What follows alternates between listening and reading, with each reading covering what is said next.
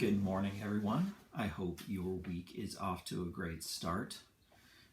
Today I have a poem to share by the 17th century British poet John Donne, or as my friend Brian liked to pronounce in high school, John Donne. I don't know why he said it like that, but we found great amusement from it at the time.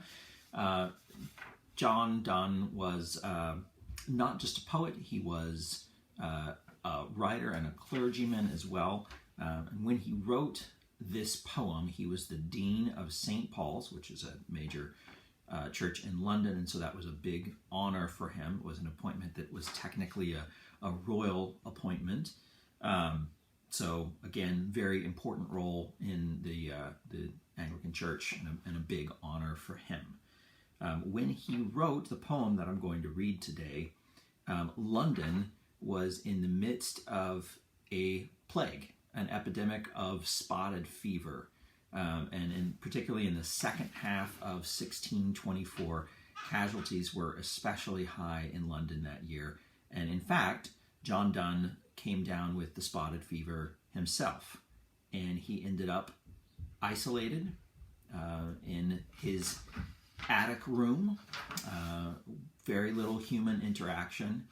And what he could hear repeatedly, day after day, were bells tolling in the towers of the churches nearby. Now, unfortunately, every time he heard those bells, the particular cadence that he was hearing over and over, it meant that someone else had died of the spotted fever. But as John Donne was in his bed, sick, reflecting on what this all meant and how it affected his faith, he came to a conclusion that was not despondent or despairing, but instead very hopeful. And he decided that what that bell meant is that every time that happened, it reminded him of his connection to humanity, and that he was not just alone and isolated in his attic room, but that he was a part of all that happened to the people around him, and all that happened to the people around him mattered to him. So this is technically not a poem. It's actually taken from a sermon that he gave after he'd recovered from the spotted fever and was back to work as the Dean of St. Paul's. But its lines have become very, very famous. They were used as the title of a novel by Ernest Hemingway, which is regarded as one of the greatest novels of the 20th century. And they also, a little more recently and a little less high culture, were the title of a very well-known song by Metallica. So not technically a poem, but feels very much like a poem. This is For Whom the Bell Tolls by John Donne. No man is an island entire of itself. Each is a piece of the continent, a part of the main. If a clod be washed away by the sea, Europe is the less, as well as if a promontory were, as well as if a manor of thine own, or if thine friends were.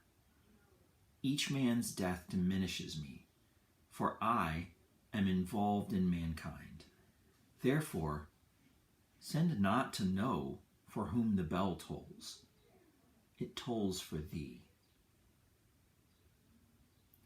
So in the midst of his horrible illness, which could be incredibly discouraging, he found a place of hope.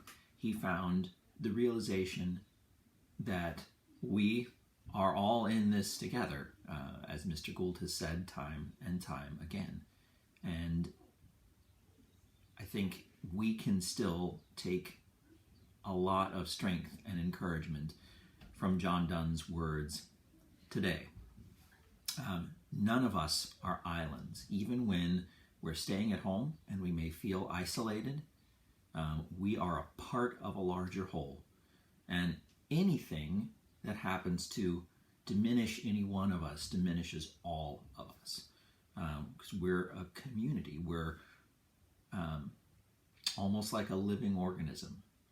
You can't have an injury to your arm that doesn't affect everything else you do.